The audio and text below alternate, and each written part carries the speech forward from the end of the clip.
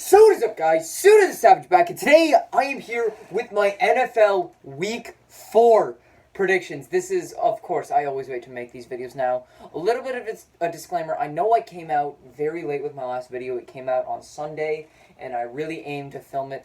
I aim it on the Wednesday, the day before Thursday Night Football, and I try to aim to get it out between Thursday and Friday.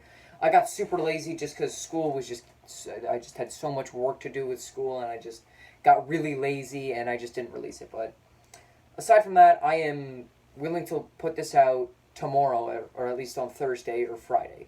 But enough about that. We have predictions to get to, and let's get going. So we started with our Thursday Night Football matchup between the Philadelphia Eagles and the Green Bay Packers. Now, the Philadelphia Eagles came off a 27-24 loss to the Detroit Lions, and the Green Bay Packers came off a 27-16 victory over the Denver Broncos. Now, starting off with the Eagles, they actually didn't play too bad of a game yesterday. On Sunday. Carson Wentz threw 259 yards, 2 touchdowns, no picks. The rushing game just couldn't get much going, but that's the Eagles. They really rely more on their passers. The receiving core just really needs to work on.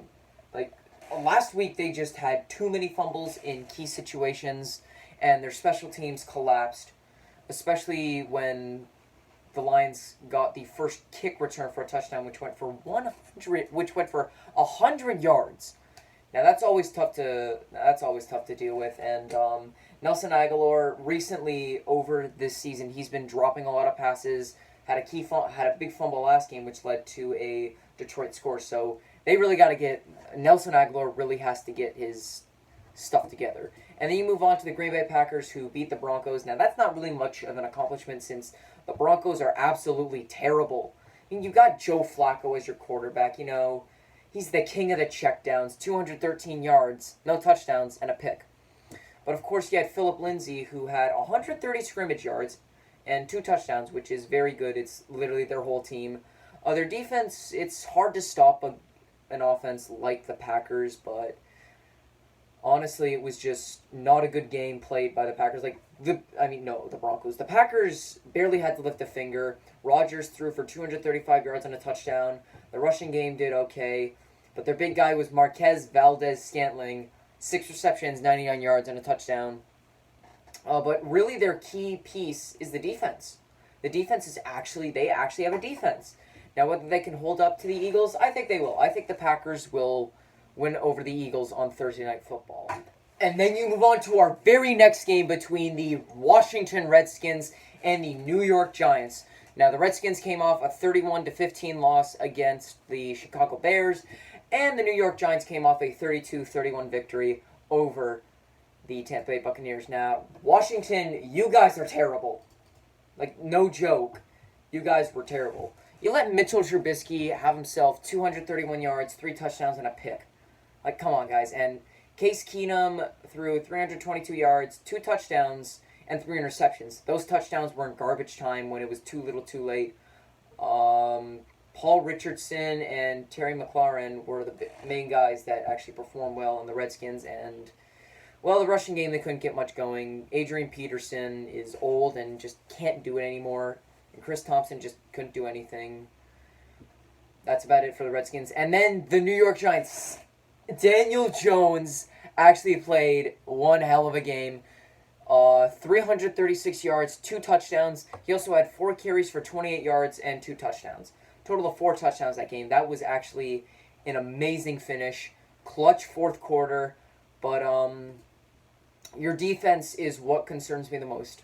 Because, Jameis Winston, he threw for 380 yards, 3 touchdowns and a pick. But the fact that you gave up 190 yards to Mike Evans. I know Mike Evans is a great wide receiver and all, but if you're giving up 190 yards to him, to any receiver, that's a concern. I don't care if it's Jerry Rice in his prime, it's just a concern. But the Giants have bigger problems to face as Saquon Barkley is out for the next 4 to 8 weeks with a high ankle sprain. You still got Evan Ingram and Sterling Shepard, and Golden Tate, he'll be coming back soon. If I got to pick a winner for this one, it is going to be the Giants. And still, once again, the Redskins, they're going to continue with Case Keenum when I think they should just scrap him. they should really move on to Dwayne Haskins Jr. But anyways, enough about that. Giants are winning this game. And right now we have the Kansas City Chiefs versus the Detroit Lions. Now the Kansas City Chiefs, they came off a 33-28 victory over the Baltimore Ravens, and the Detroit Lions came off a 27-24 victory over the Philadelphia Eagles. Both these teams are undefeated. That might not last. The Kansas City Chiefs, well, Patrick Mahomes does his things. 374 yards, 4 touchdowns. Their rushing game just was able to get over 100 yards, so they don't really worry about a rushing game that much since they're all built around Patrick Mahomes. And he does his thing making any receiver look good. Mecole Hardman, 97 yards and a touchdown. And, of course, the defense is just terrible. You know, they let Lamar Jackson throw 267 yards. They let Mark Ingram run for 103 yards. Now, I wanted to see what Lamar Jackson was able to do against a decent team this year, and he did very well. I was very surprised, but I want to see what happens when he actually faces a team with a good defense. Like, I know he went toe-to-toe with the Chiefs, which is amazing, but can he face a good defensive team is what I question. But anyways, this is about the Chiefs. Then we move on to the Lions. I know they may be 2 wins, 0 losses, and a tie, but those come around with a giant asterisk.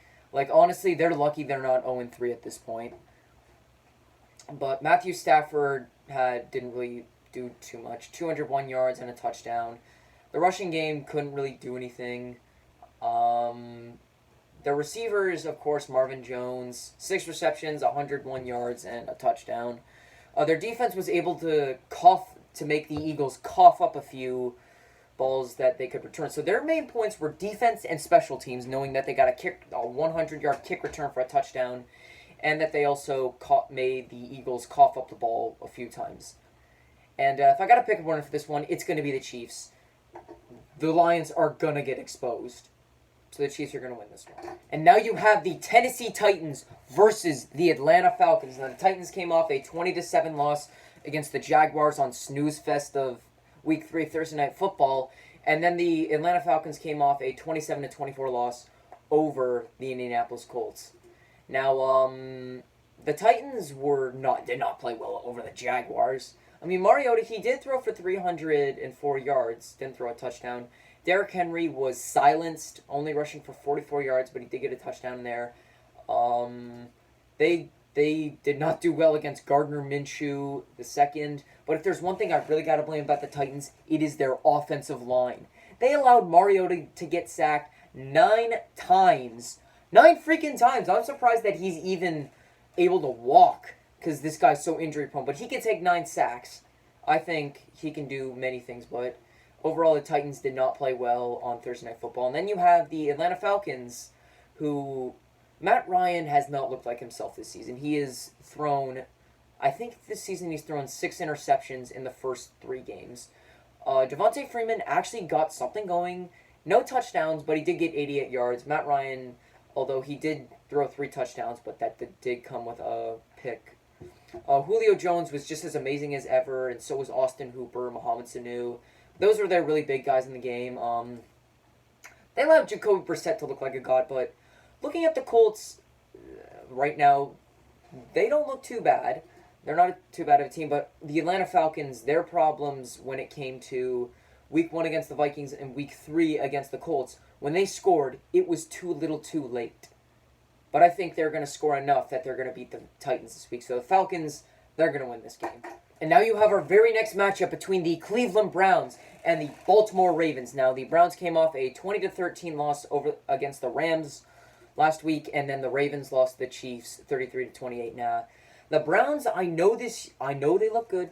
I know what you all say, but look, I think this team, the fact that people are saying this team's overrated, they're not wrong. This team's the equivalent of boom or bust. Baker Mayfield only threw 195 yards, a touchdown, and a pick.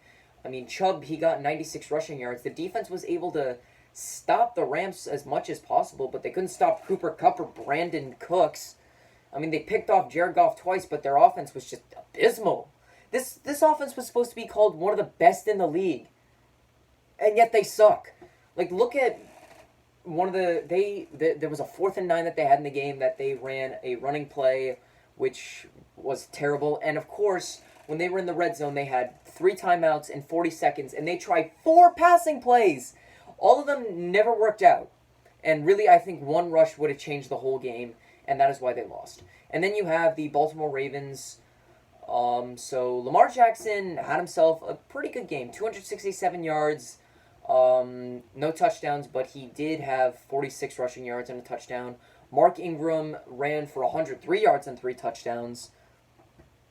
The receivers, well, Lamar Jackson was the ground game was more emphasized this last week for them as their top receiver couldn't even crack 60 yards. But, back to Lamar Jackson, I think this guy's got potential. The fact that he went toe-to-toe with the Chiefs which is amazing. Now, I know the defense really needs to tighten up, but it's the Chiefs. It's literally Patrick Mahomes. He is a god. And, honestly, Lamar Jackson, I just want to see him face a real defense. And the Browns, they got a decent defense, but I want to see what he can do against a real defense. But I think the Ravens will pull off a victory this week over the Browns. So now we have our very next matchup between the Oakland Raiders and the Indianapolis Colts. Now, the Raiders came off a 34-14 loss against the Minnesota Vikings, and the Indianapolis Colts beat the Falcons 27-24. Now, to start off, the Raiders were just terrible. Just a horrible game that they played. Kirk Cousins, of course, barely had to lift a finger, as it was all defense that stopped the Raiders. Like, Derek Carr threw for 242 yards and 2 touchdowns and a pick. Joshua Jacobs could not get anything going as he only got 44 rushing yards. The receiving, they had Darren Waller get 13 receptions, 134 yards, but that just was not enough.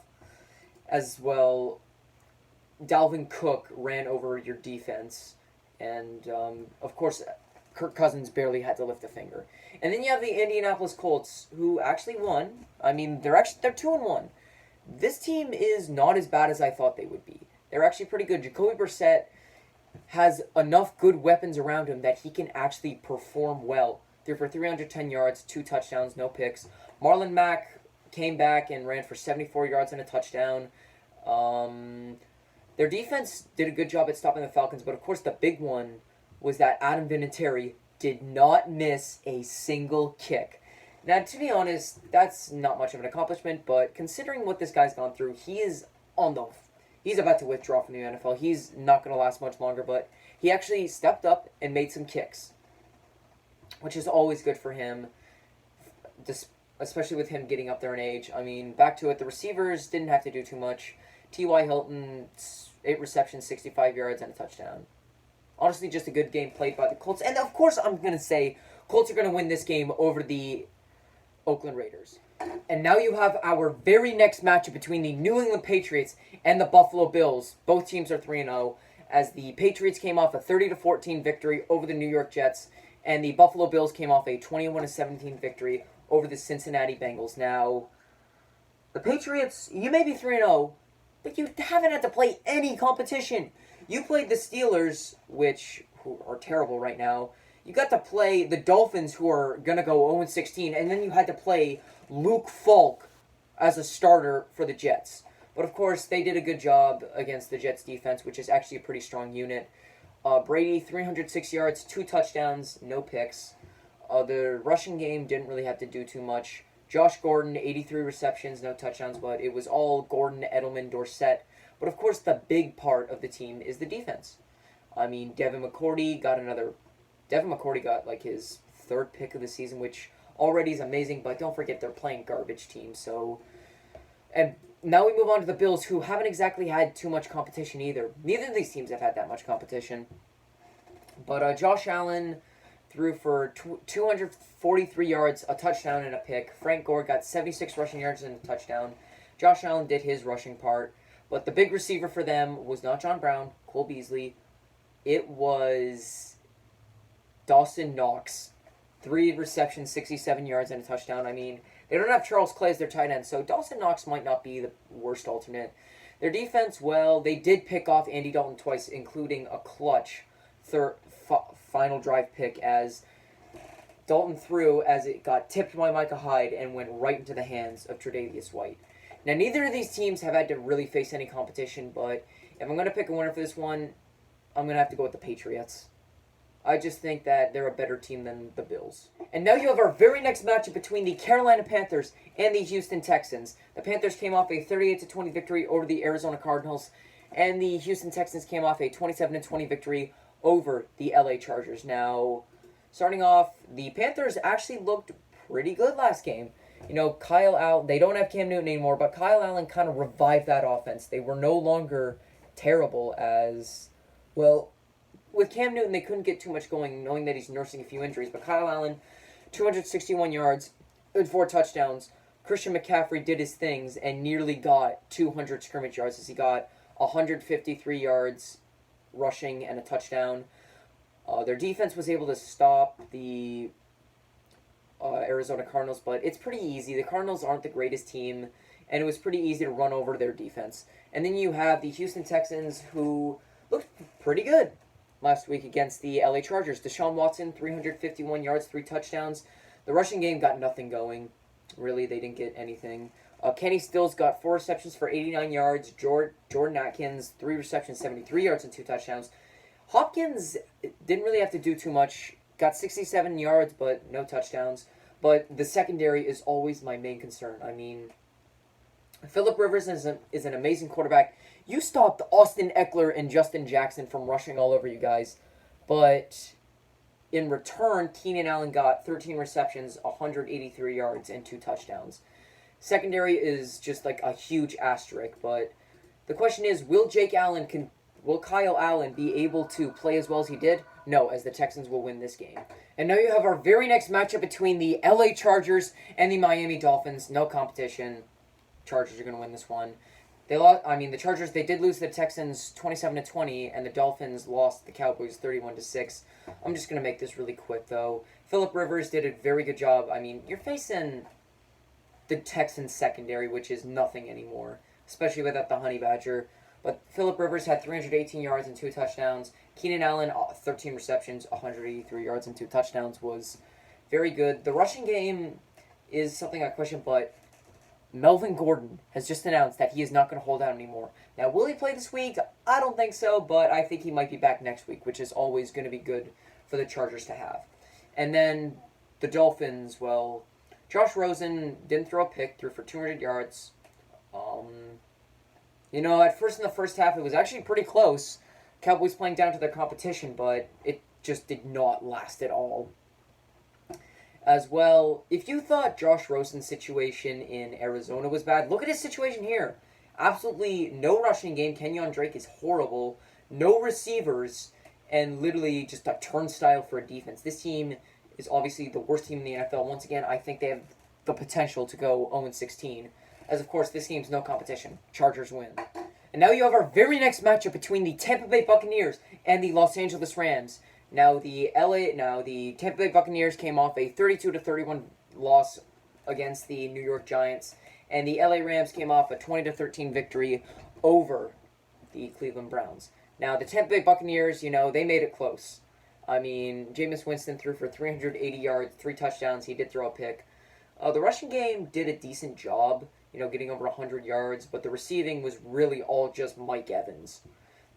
8 receptions, 190 yards, and 3 touchdowns. Their defense was, of course, terrible, especially against Daniel Jones, who had himself an amazing game. And they did it mostly without Saquon Barkley, as he only got about 37 scrimmage yards, which is nothing.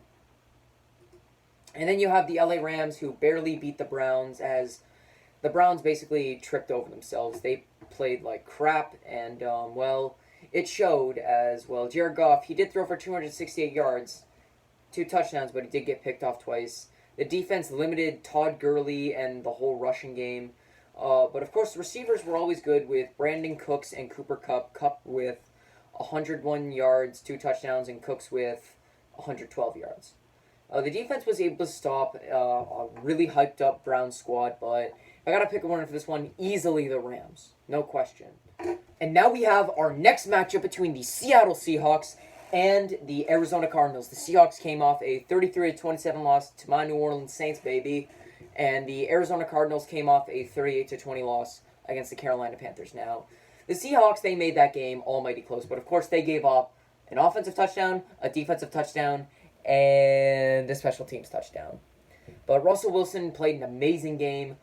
406 yards, 2 touchdowns. He also added that with 51 rushing yards and 2 touchdowns. Chris Carson had himself 52 yards, but had 1 fumble, which really cost them. Tyler Lockett, 11 receptions, 154 yards and a touchdown. And DK Metcalf was super clutch. But this team they just didn't score in time. I know they mounted a bit of a comeback, but that's against a Saints secondary, and they were just too late.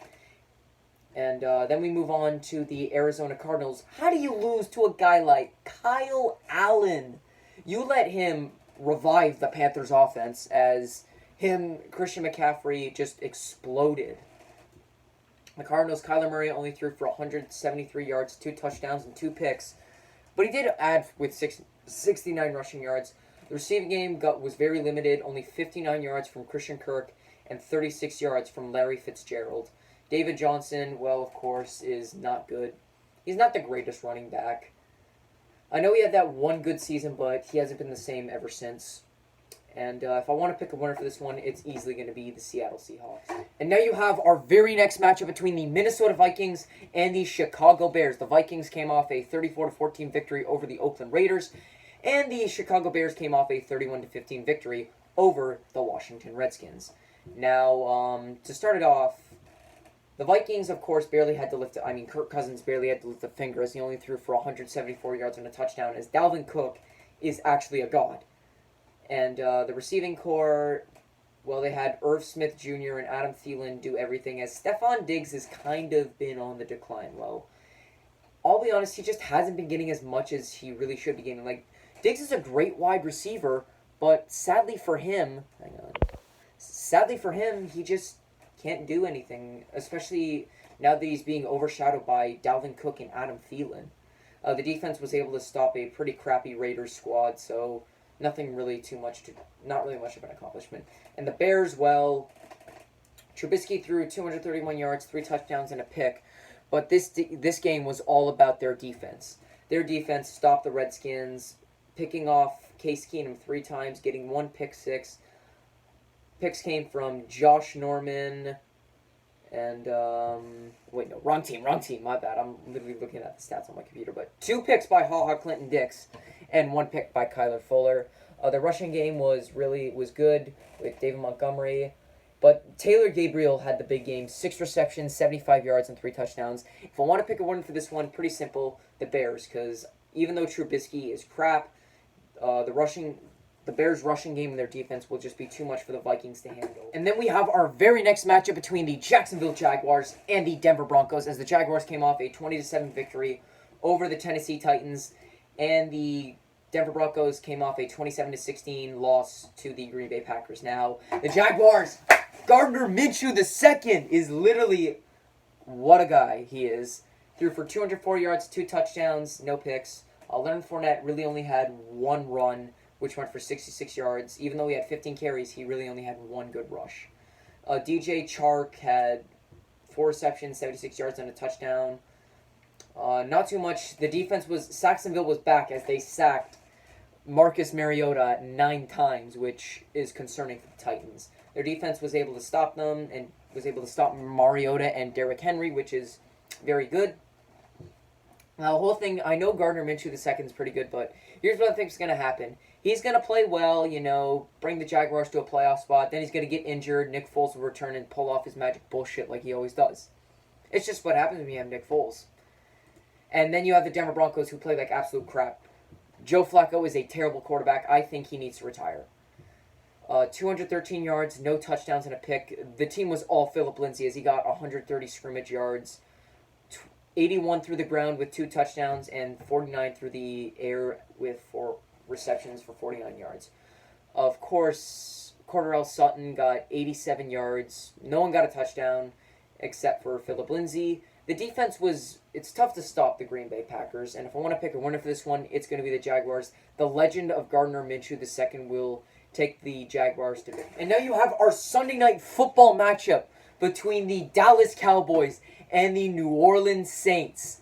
Now, the Dallas Cowboys, they did come off a 31-6 victory over the Miami Dolphins, and the New Orleans Saints came off a 33-27 victory over the Seattle Seahawks. Now, of course, Dallas at the beginning of the game against the Dolphins, they played down to their competition, making it look like the Dolphins could maybe pull off a huge upset. But, of course, Dak Prescott they were just too much, as they got over 200 rushing yards.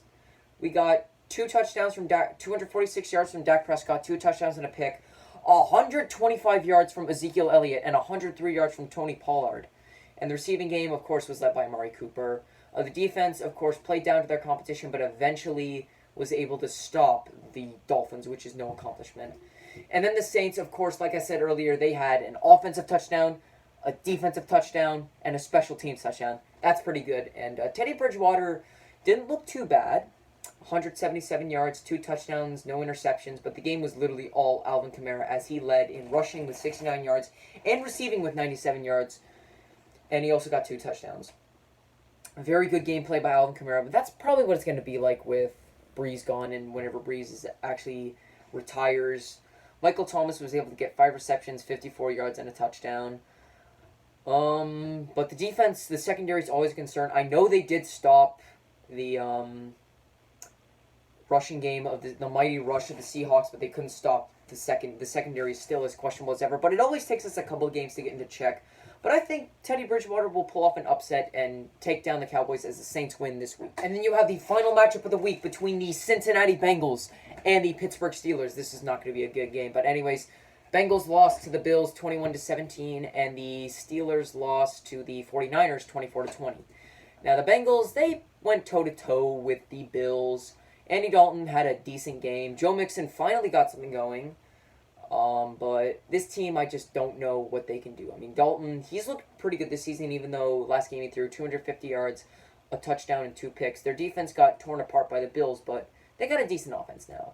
Not too bad. Tyler Boyd literally is just their top receiver, as John Ross was completely ineffective. And then you have the Pittsburgh Steelers, who I question so mightily. You lost the 49ers, which, okay, the 49ers are okay. But you caused them to turn the ball over 5 times, and yet you still lost. That is just a huge question mark. How do you do that? But, of course, Mason Rudolph threw 2 touchdowns and an interception with 174 yards.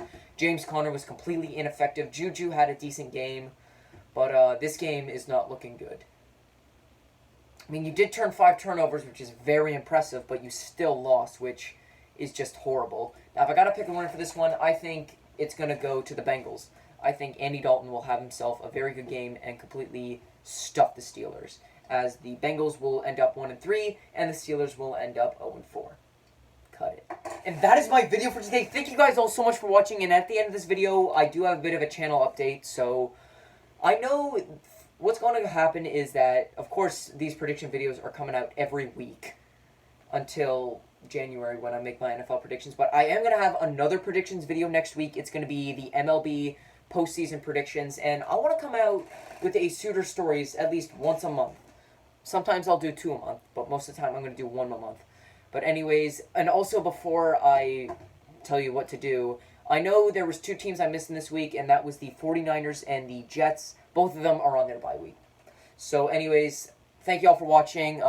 If you like this video, hit the like button, subscribe to my channel, comment down below what else you want to see. If you want to watch my other predictions videos, links will be in the description below. Make sure to follow me on Instagram and Snapchat @SudaSavage. Thank you all for watching. Have a great day. Who Dat Nation, once again, is